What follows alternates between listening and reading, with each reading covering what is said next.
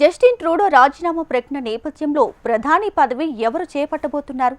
ఈ ప్రశ్నకు సమాధానం కోసం కెనడా ప్రజలే కాకుండా ప్రపంచమంతా ఆసక్తిగా ఎదురుచూస్తోంది.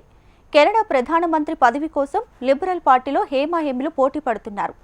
సరిగ్గా ఇదే సమయంలో వినిపించిన పేరు భారతీయుల్లో ఆసక్తి రేకెత్తించింది. అనితా ఆనంద్కు కెనడా ప్రధాని పదవి దక్కుతుందా? ఇదే నిజమైతే కెనడాతో క్షీణించిన భారత్ సంబంధాలు తిరిగి గాడిలో పడతాయని భావిస్తున్నారు. ఇంతకీ ఎవరి అనితా ఆనంద్? ఇంటా బయట సమస్యలు ఎదుర్కొంటున్న కెనడా ప్రధానమంత్రి జస్టిన్ ట్రూడో చివరకు పదవి నుంచి తప్పుకుని శిరోభారాన్ని వదిలించుకుంటున్నారు. రాబోయే పార్లమెంటు ఎన్నికలకు ముందే వైదొలగాలని తన నిర్ణయాన్ని ప్రకటించాక ప్రధానమంత్రి పదవికి రాజీనామా చేస్తున్నట్లు ప్రకటించారు. అయితే పాలక లిబరల్ పార్టీ ప్రత్యామ్నాయ నాయకుడిని ఎన్నుకునే వరకు ప్రధాని పదవిలో కొనసాగుతారు. కొత్త నాయకుడిని ఎన్నుకునే ప్రక్రియను ప్రారంభించాలని తాను పార్టీని కోరినట్లు ట్రూడో తెలిపారు.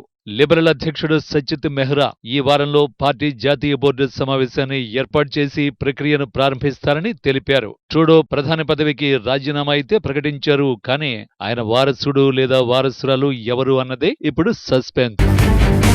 అమెరికా తరహాలోనే కెనడాలో ప్రత్యేక నాయకత్వ సమావేశాల ద్వారా నాయకుణ్ణి ఎన్నుకుంటారు. ఇది నిర్వహించడానికి నెలలు పడుతుంది. అయితే ట్రూడో నాయకత్వంపై కెనడాలో పెరిగిన వ్యతిరేకత కారణంగా లిబరల్ పార్టీ వీలైనంత త్వరగా ట్రూడో స్థానాన్ని భర్తీ చేసేలా కొత్త నాయకుణ్ణి ఎన్నుకునే అవకాశం ఉంది. ఈ ఎన్నిక లిబరల్ పార్టీ భవిష్యత్తునే కాకుండా కెనడా రాజకీయ దిశను కూడా నిర్ణయిస్తుంది. కెనడా ప్రధానమంత్రి పదవి చేపట్టేందుకు అధికార లిబరల్ పార్టీలో పోటీ అయితే తీవ్రంగానే కనిపిస్తోంది. ఈ పదవికి ప్రస్తుతం రవాణా శాఖ మంత్రిగా ఉన్న అనితా ఆనంద్, మాజీ deputy PM Chrystia Freeland, bank of Canada మాజీ గవర్నర్ మార్క్ కార్నీ పేర్లు ప్రముఖంగా వినిపిస్తున్నాయి. అయితే అనితా ఆనంద్ పేరు ప్రముఖంగా వినిపిస్తోంది. సహజంగానే ఈ పేరుపై భారతీయులు ఆసక్తిగా చూడడం సహజం. ఇంతకీ ఎవరి అనితా ఆనంద్? అందరూ ఊహించినట్లుగానే అనితా ఆనంద్ భారతీయ సంతతికి చెందినవారు. ఆమె తల్లిదండ్రులిద్దరూ డాక్టర్లు. ఆమె తల్లి సరోజ్రామ్ అనస్థెటిస్ట్, తండ్రి ఎస్వి ఆనంద్ సర్జన్. అనిత తండ్రి తమిళనాడుకు చెందినవారు, తల్లి పంజాబ్కు చెందినవారు. అనితా ఆనంద్కు అక్క, చెల్లెలు కూడా ఉన్నారు. అనిత తల్లిదండ్రులు మహాత్మాగాంధీ అనుచరులు. తండ్రి కూడా స్వాతంత్ర్య పోరాటంలో పాల్గొన్నారు. ఈ కుటుంబం కెనడాకు వచ్చి స్థిరపడింది. 1967లో నోవా స్కోటియాలో పుట్టి పెరిగిన అనితా ఆనంద్ 1985లో అంటారియోకు వెళ్లారు. ఆనంద్ ఆక్స్ఫర్డ్ విశ్వవిద్యాలయం నుండి ఎంఏ పట్టా పొందారు. ఆ తర్వాత లా పట్టా పొందారు. స్కాలర్, న్యాయవాదిగా, పరిశోధకురాలిగా పనిచేశారు.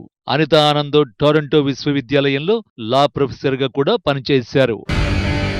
2019లో ఓక్విల్లే నుంచి ఎంపీగా గెలుపొందిన ఆమె ట్రూడో కేబినెట్లో చోటు దక్కించుకున్నారు.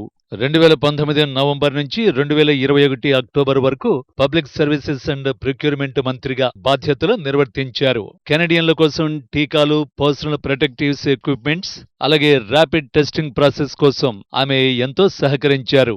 ఆ తర్వాత అనిత 2021 అక్టోబర్ నుంచి 2023 జూలై వరకు రక్షణ మంత్రిత్వ శాఖకు సారథ్యం వహించారు. రక్షణ మంత్రిగా రష్యాతో యుద్ధం మధ్య ఉక్రెయిన్కు సహాయం అందించడానికి కెనడా చేసిన ప్రయత్నాలకు ఆనంద్ నాయకత్వం వహించారు.